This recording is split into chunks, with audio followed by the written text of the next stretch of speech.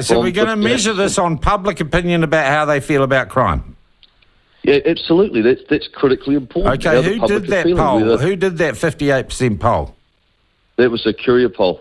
Okay, so if we have a Curia poll asking the same question 12 months after you hypothetically become the Minister of Police, and that figure is 58% or higher in terms of concern, you would resign. Yes, the target that I'm setting is that the target that I'm setting for myself as the police minister is that as a country, people start to feel safer. The gangs are not visible on the roads anymore. Here's one that you can take and you can measure. Yeah. See whether or not people are seeing gangs out there taking over public spaces, threatening, intimidating them to the public.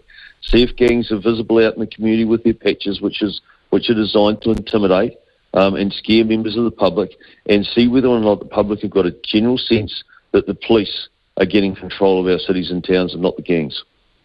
All right, fair enough. I'll say that's a definitive measement, which we will put somewhere in our records. By the way, Sean, I understand your cynicism, but me personally, I don't know.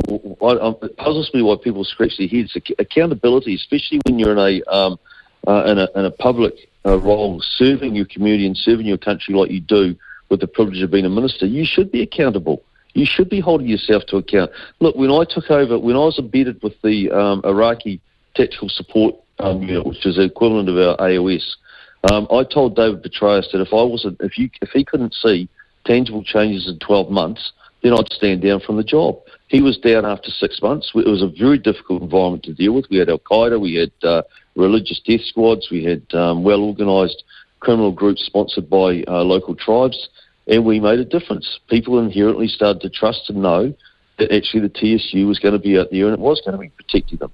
And so, when Tareq Sultan came to me and said, can you come and try and help out with our security and risk management program for a massive global company, I set myself targets. I was accountable. Okay. If I didn't deliver, why would I stay on the job? You're getting the platform started. I'm sure that you've set yourself targets. I'm sure that you're going to hold yourself to account. I'm sure the people that are supporting you would want to see that. Right. So I don't see why there's any great mystery. Mark, so you've defined, and I'm glad you have, thank you for that, you've defined part of success in a portfolio for a police minister, and I don't think it's a silly measure that people feel safer.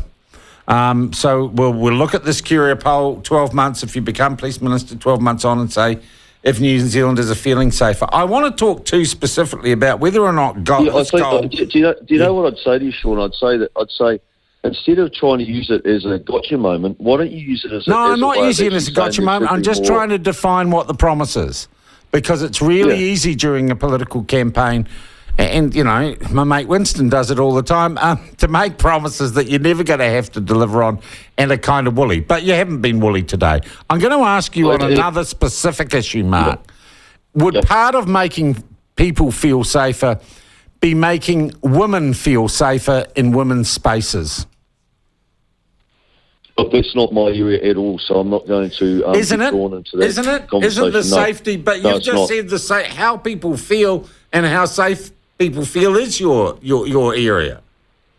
Yes, I know, and my responsibility as police minister is to make every Kiwi feel safer, whether it be in their home. Do you think business, women in women's changing rooms, in women's only spaces, feel safe with people with penises in there who aren't really biological women? Look, of course, listen, absolutely 100%. A woman should feel safe anywhere, in any space that she's in. And if she doesn't feel safe, then there should be a response to that. And I was very clear around the issue that we had with Posey Parker, is that she was a visit to our country. Whether you agree or disagree with what she was saying, she should have been able to have a public meeting and be safe.